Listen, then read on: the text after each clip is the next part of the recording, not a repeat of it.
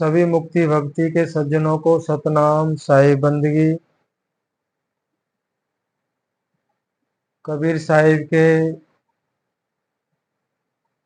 वाणी के माध्यम से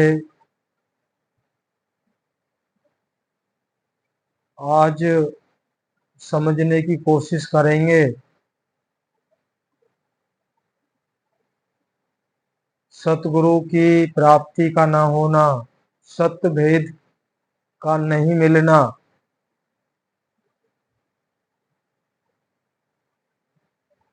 तो उसका कारण क्या है? कारण बहुत गंभीर है।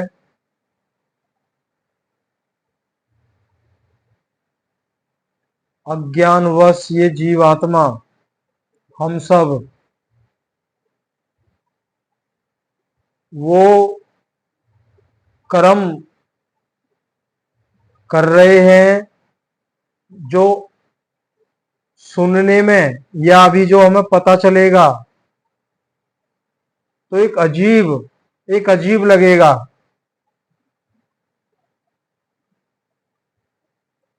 सतगुरु कबीर साहब ने कहा है, काल दयाल चीने नहीं, काल दयाल चीने नहीं, यमते दीन हो मुक्ति वर मांगे। काल दयाल चीने नहीं, यमते दीन हो मुक्ति वर मांगे। ना तो परमात्मा को जान पाए और ना काल को जान पाए।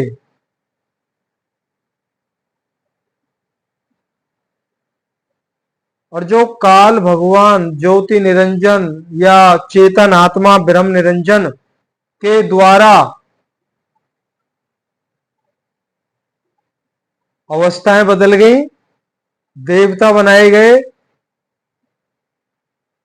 तो यम से कह रहे हैं कि काल दयाल चीने नाही और यमते दीन हो मुक्ति वर मांगे।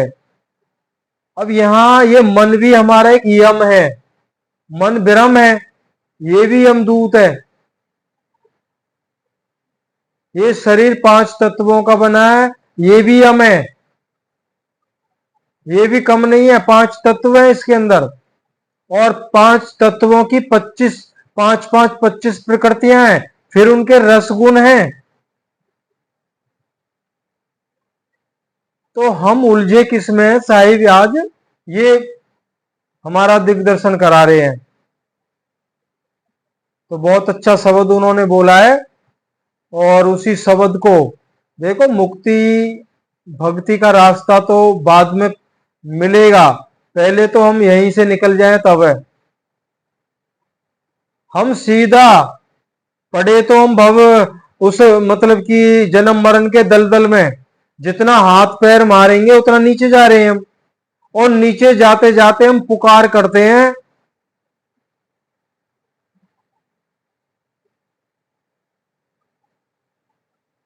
मेरा स्वरूप कैसे प्राप्त होगा, सच्चे गुरु की शरण कैसे प्राप्त होगी। हम तो पहले दलदल से बाहर तो निकले, बाहर निकले तब जिस चीज की जरूरत है ना तभी तो मिलेगी। पड़े तो दलदल में हम, अब इस दलदल से तो स्वयं ही निकलना है।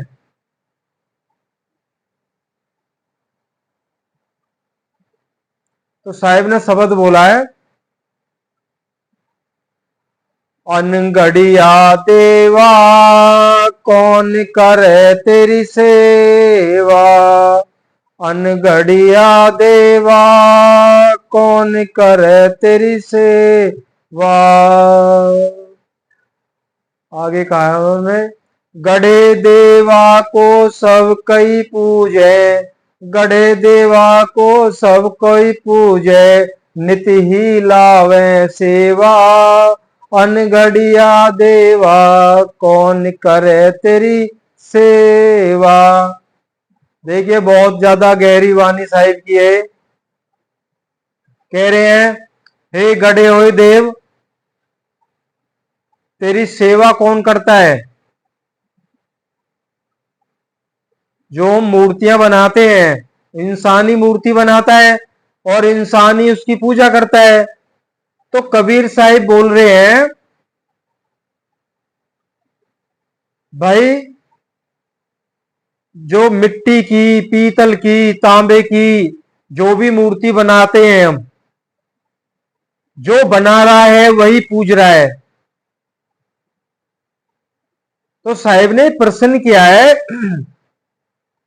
इस मिट्टी की मूर्त को बनाने वाला कौन है? इस मिट्टी की मूर्त को बनाने वाला कौन है और इसकी सेवा करने वाला कौन है? तो ये बहुत विचित्र बात है। जिसने बनाया है वही पूज रहा है, वो नहीं जानता अज्ञानवश, जिसका स्वरूप मैंने बनाया है ये मैं ही हूं। साहिब यहां पे हमें चिताना चाह रहे हैं, जो आपने बनाया है वो तुमने स्वयं को बनाया है और स्वयं ही उसकी सेवा कर रहे हो। जब दोनों एक ही हैं तो सेवा कौन कर रहा है? विचार करने वाली बात है। मूर्ति और मूर्ति की रचना करने वाला वो एक ही है, तो सेवा कौन कर रहा है? अनगढ़िया देवा कौन करे तेरी सेवा।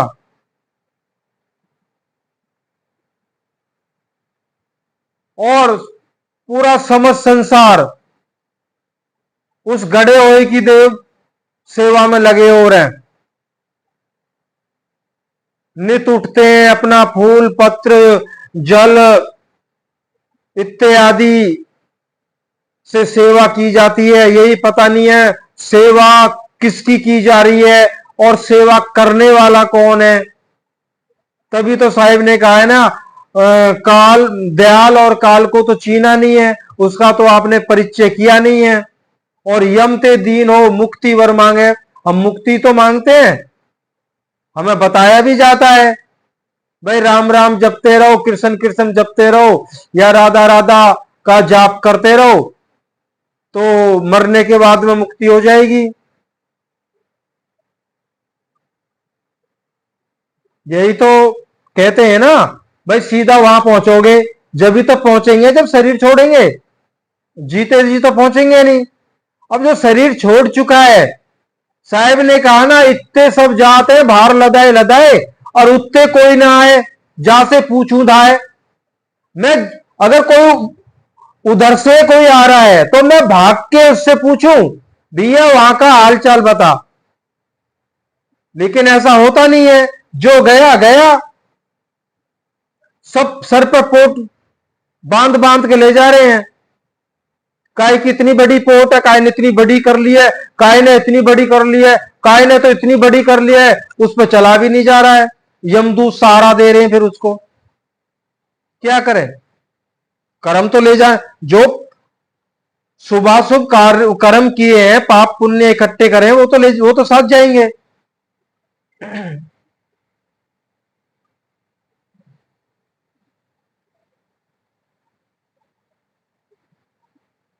आगे साहिब कह रहे हैं, पूर्ण ब्रह्म अखंडित स्वामी, पूर्ण ब्रह्म अखंडित स्वामी, ताको न जाने भेवा, दस तार निरंजन कहिए, सो अपनो ना होई। कह रहे हैं पूर्ण ब्रह्म अखंडत स्वामी, जाको ना पामे भेवा। जो पूर्ण परमपिता परमात्मा है, सबद सबरूप महाचेतन सार सबद परमपिता परमात्मा है, उसका तो भेद कोई जानता ही नहीं है।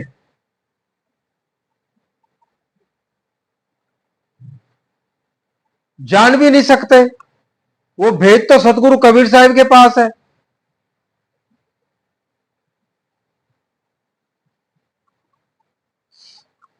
क्यों? मुक्ति भेद तो सतगुरु कबीर साहब के पास है। उन्होंने कहा है कि 10 अवतार निरंजन कहिए सो अपनो ना होई। उसी काल भगवान के 10 अवतार इस धरा पे आए हैं, सब अपनी अपनी करनी करके चले गए। वो अपने नहीं हो सकते, कितनी पूजा आराधना कर लीजिए, वो अपने नहीं हो सकते। क्यों नहीं हो सकते? साहिब ने कहा है, यह तो अपनी करनी भोगे, यह तो अपनी करनी भोगे, करता और ही कोई, ब्रह्मा विष्णु महेश्वर कहिए इन सर लागी काई। कह रहे सब अपनी अपनी करनी भुगत रहे हैं, करता और ही कोई, करता तो इन सबसे परे है।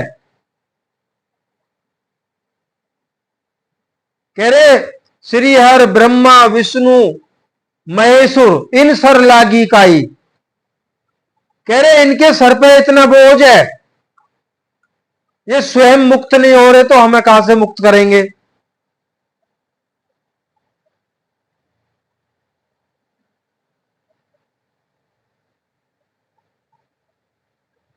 बात वहीं आ रही है, ना तो भक्ति करने वाला जान रहा है मैं कौन हूं, और जिनकी भक्ति की जा रही है ना उन्हें पता चल रहा कि मैं कौन हूं।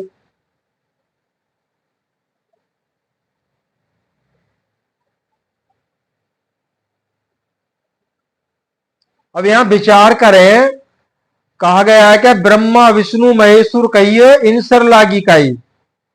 अब इसका थोड़ा सा खुलासा करते हैं दूसरी वाणी से। तो साहिब ने कहा है,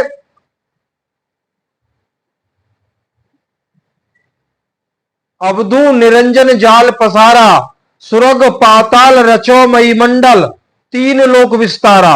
अवधू, साहिब कह रहे हे साधो हे संतो, अवधू निरंजन जाल पसारा, उस काल भगवान ने सारा जाल पसारा हुआ है।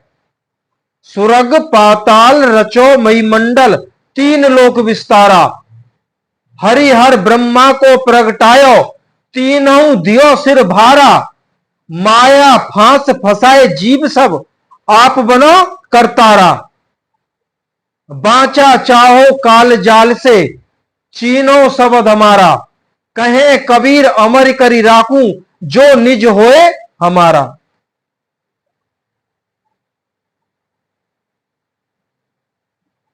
अवे सुरग पाताल रचो मई मंडल, तीन लोक विस्तारा, 14 भुवन खंड ब्रह्मांड, और श्री हर ब्रह्मा विष्णु महेश को प्रकट किया। तीनों दियो सिर भारा, इनके सर पे भार लाद दिया। ब्रह्मा जी सृष्टि के रचयिता, जगत पिता भी इनको कहा जाता है। रजोगुण के प्रतीक हैं विष्णु जी, सतोगुण के प्रतीक हैं। सृष्टि का पालन करने का भार इनको सौंपा गया है। और महेश शिवजी भगवान ये संहार करता है। तमोगुण के प्रतीक है। कह रहे सारा सृष्टि का भार इनके ऊपर है। अब यहां पे एक विचार और करना, कई बार हम बताना चाहते थे लेकिन और ही और वचन आते रहते हैं तो नहीं ध्यान रहता है। यहां पे विचार करना है, सृष्टि कितनी बड़ी है। एक भारत ही नहीं है, बहुत देश हैं। अब यहां पे विचार करिए, समस्त सृष्टि का भार इन त्रिदेवों पे ही है।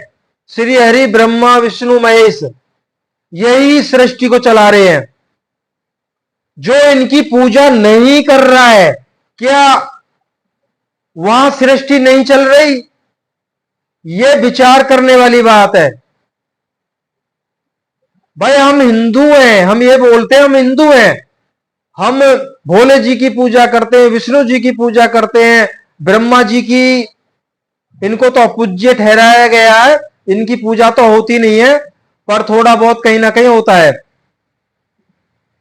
हम तो ये मानते हैं ब्रह्मा जी की पूजा नहीं होती क्या, किसी की संतान उत्पत्ति नहीं हो रही, विष्णु जी की जो पूजा नहीं कर रहे क्या वो खा पहन नहीं रहे, उनका जीवन नहीं चल रहा,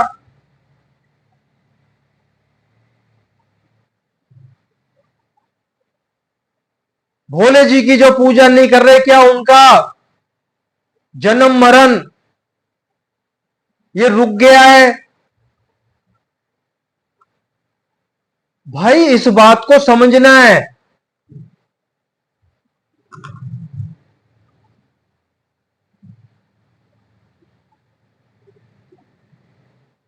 अगर हम इन महादेवों की पूजा करने से, आराधना करने से अगर मुक्ति मिलती है, जो नहीं कर रहे, बहुत जातियां हैं, लोग नहीं मानते हैं,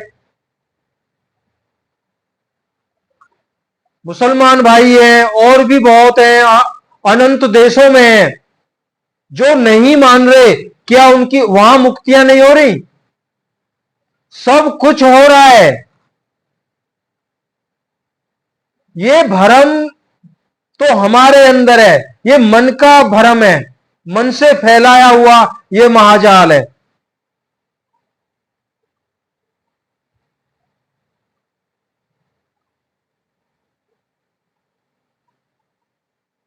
देखिए रमैनी नंबर 16 इसी चैनल पे है, आप नीचे जाएंगे रमैनी नंबर 16, चलत चलत अति चरण पिराना, हारी पड़े ता तीर स्याना। सृष्टि के आदि में श्री हरि ब्रह्मा विष्णु महेश ने घोर तप किया था, तो जो कुछ देखा पाया वो वेदों में वर्णित हुआ, वेदों के माध्यम से वो ऋषि मुनि महात्माओं के पास आया, ऋषि मुनि महात्माओं के द्वारा इस जगत में प्रचार प्रसार हुआ है, वही पूजा पद्धति में हम चल रहे हैं सब। साहिब ने बोल दिया है, इन्हीं भरोसे कोई मत रहियो, इनहू मुक्ति ना पाई।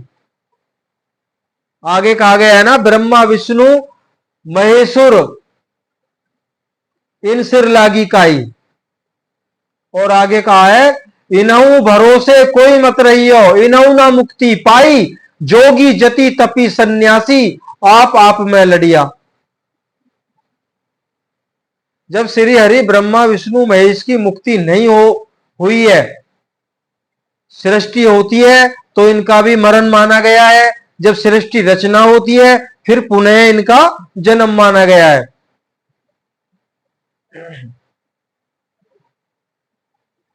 और जोगी तपी सन्यासी आपस में सब लड़ रहे हैं, आज भी वही हो रहा है, सभी साधु महात्मा आपस में लड़ रहे हैं, क्यों? एक दूसरे से बड़े बनने की होड़ लगी हुई है। बड़े कैसे बनना चाहते हैं? शब्दों के महाजाल को फैला के, शब्दों का ही महाजाल है, इससे ज्यादा कुछ नहीं है। गहराई से समझना प्रेमी सज्जनों, शब्दों का ही जाल है।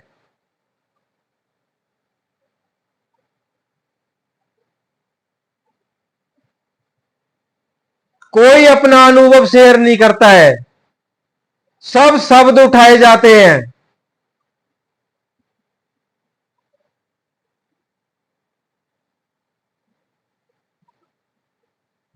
अब ये विचार भी आएगा कि हम भी शब्द का सहारा ले रहे हैं, बिल्कुल ठीक है।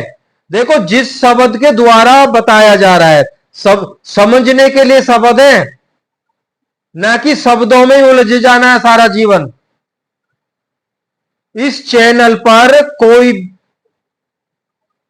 आप बारीकी से ताक झांक कर लेना, कोई स्वार्थ नहीं है, निस्वार्थ है। जहां निस्वार्थ कोई उपदेश दिया जा रहा हो तो उससे कुछ फायदा ही होगा। ज्यादातर क्या हो रहा है, स्वार्थ हित उपदेश दिया जाता है, नाना प्रकार से भरमाया जाता है। अगर स्वार्थ है और साहिब का सत्य उपदेश भी दिया जा रहा है, फायदा नहीं होगा।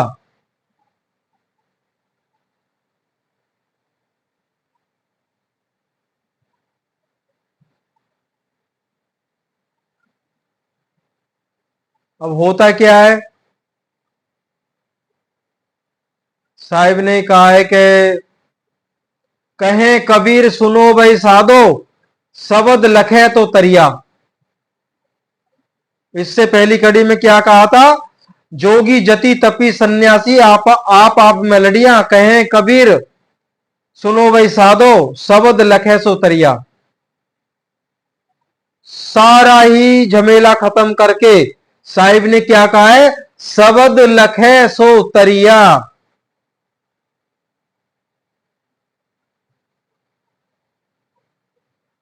हमें ये परीक्षा कर लेनी चाहिए, शुरू में ही बताया था, काल दयाल चीने नाही, यमते दीन हो मुक्ति वर मांगे। यहां पे सभी यम बन, जो यम ते दीन हो मुक्ति वर मांगे। भाई हम सत्संगों में जाते हैं, गुरुओं के प्रवचन सुनते हैं, किस लिए, हम भय, डरे हुए, सहमे हुए, बिल्कुल दीन सुकड़े हुए मुक्ति वर मांग रहे हैं। साहिब ने कह दिया शब्द लखे तो तरिया। अब यहां पे परीक्षा कर लीजिए, काल और दयाल को चीनना क्या, क्या मतलब है, काल और दयाल को कैसे चीना है, चीना जाएगा। शब्द लखाने की बात की जा रही है और शब्द लखाया जा रहा है,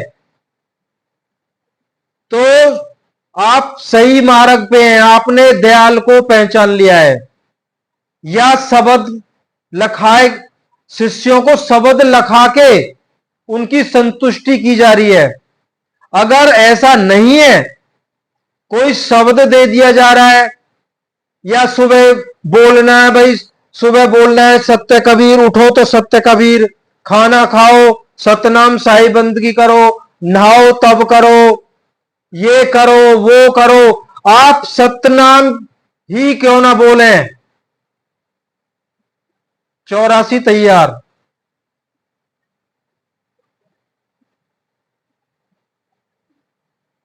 साहिब ने कोई नियम नहीं दिया है, बस ये बात समझ लीजिए, कोई नियम नहीं दिया है, सभी नियमों को तोड़ा है और नियमों से बाहर करने की बात कही है।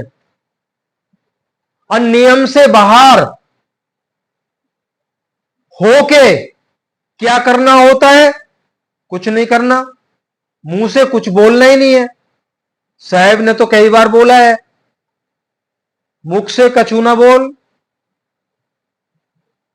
चिंता करनी है मालिक की, बस अपना काम करिए। सबसे पहला आपको बताया है, फिर बता रहे हैं, हमारी रहनी गहनी का शुद्ध होना बहुत जरूरी है। इसके साथ साथ सतगुरु का चिंतन करना, क्यों, सतगुरु कबीर साहिब के पास ही मुक्ति भेद है, किसी गुरु के पास में मुक्ति भेद नहीं है। ये बात अच्छे से नोट कर लीजिए, मानना नहीं मानना वो आपका काम है। कोई कितना भी कहता रहे मुक्ति मैं दिलाऊंगा, वो भेद मेरे द्वारा प्रकट होगा, नहीं होगा। सत्य मार्ग समझाया जा सकता है गुरु के द्वारा, और उस मार्ग में क्रिया नहीं देगा गुरु कोई भी, कि सुबह उठना ये करना है, खाना खाने से पहले नाम लेना है, कबीर साहिब का नाम बताएंगे, कबीर साहिब को पुकारना है, कुछ नहीं पुकारना।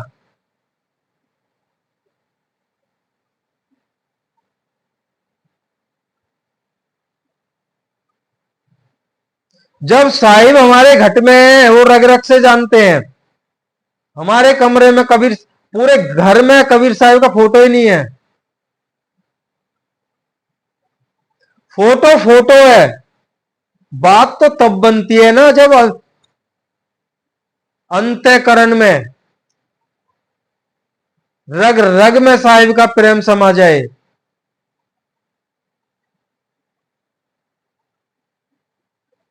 जीवन बहुत तेजी से जा रहा है भाइयों, यहां पे भी विचार करना, बहुत तेजी से बीत रहा है। साहिब ने कहा है ना, जब तक शरीर में जान है तब तक कुछ कर लीजिए, ये जवाब दे जाए उससे पहले कुछ कर लीजिए। हमें क्या बताया जाता है, मरने के बाद में वो पद प्राप्त होगा, मरने के बाद में मुक्ति हो जाएगी, ऐसा हो जाएगा, सतगुरु ऐसा करेंगे, ये करेंगे। कह रहे सब, ये सब झूठी आशा है।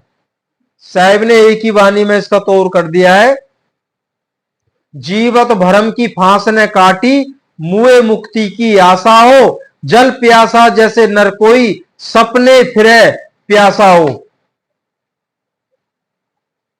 अगर जीवत होते हुए अगर वो मुक्ति की जो प्यास है अगर वो दूर ना हुई, तो ये फांसी पड़ी ही रहेगी जन्म मरण के गले में, निकल नहीं सकती है। कह रहे जैसे कोई नर इंसान अगर प्यासा सो जाता है तो सपने में पूरी रात प्यासा ही दौड़ता है, वो प्यास नहीं बुझ सकती उसकी। मरने के बाद में भूल जाइए, जीवत ही करो मुक्ति की आशा। मरने के बाद किसी की नहीं हुई है और ना होगी। तो सबसे पहला काम यही है, जो हम दलदल में फंसे हुए हैं, वो दलदल क्या है, ये मोह माया, काम क्रोध लोभ मोह अहंकार ईर्ष्या राग द्वेष छल कपट, दुनिया भर की मैल हमारे अंदर भरी पड़ी है। धीरे धीरे इसको निकालना है और साथ साथ में सतगुरु का चिंतन करना है। देखो, हम जो जीव आत्मा है अज्ञानवश स्वयं को भूल गए हैं। ये फर्क अज्ञानवश हुआ है, बाकी परमात्मा और आत्मा में कोई अंतर है ही नहीं, वो उसी के अंश हैं हम सब। लेकिन वो चेतन अवस्था हमारी नहीं है, सब भूले पड़े हैं हम। जितना जल्दी हो सके इस प्रकृति माया मंडल से अपने आप को हटा के एक तरफ हो जाइए, मालिक का ध्यान करिए। करने वाले सतगुरु कबीर साहिब हैं, हम कुछ नहीं कर सकते। उपदेश में यही बताया जा रहा है। उपदेश देखो, सतगुरु कबीर साहिब का मूल ग्रंथ बीजक क्या है, सब इस माया में संसार से हटाने वाले यही उपदेश है। भाई हटो, कैसे ही हटो। मन पे 3-4 रमेनी साहिब ने बोली है, माया पे, माया को बिल्ली और जीव आत्मा को चूहे, ये दो रूप से समझाया है ताकि जीव आसानी से समझ सके। माया, माया रूप बिल्ली और चूहा रूप जीव दोनों एक साथ कैसे रह सकते हैं। साहिब कह रहे हैं विचार करो, क्यों, चूहा की विरोधी बिल्ली है,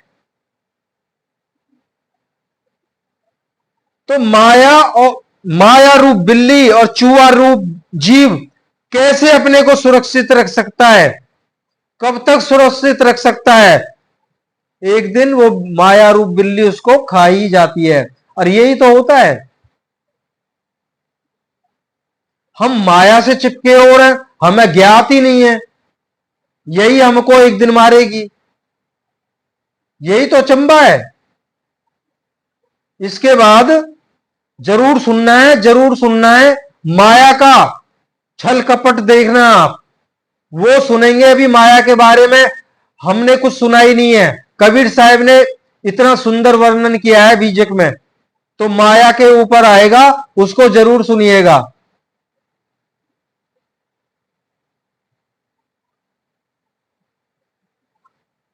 सतनाम साहिब बंदगी।